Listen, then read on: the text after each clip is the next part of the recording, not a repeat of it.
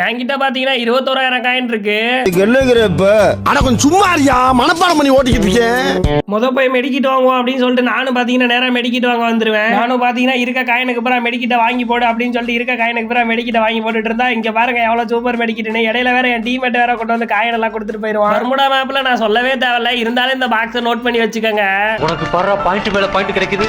ஆமாண்டா.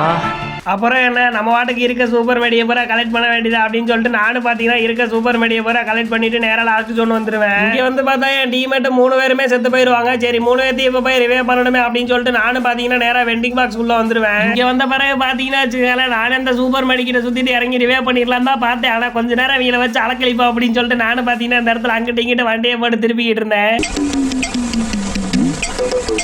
ரிவே பண்ணியா அப்படின்னு சொல்லிட்டு அவங்களும் கத்திக்கிட்டே இருந்தாங்க. நானும் சரின்னு சொல்லிட்டு இந்த இடத்துல இறங்கி ஒரு சூப்பர் மெடிக்கிட்ட சுத்துறா அப்படின்னு ஒரு மெடிக்கிட்ட சுத்திட்டு வேகமா போய் ரிவே பண்ணி விட்டுருவேன். ரிவே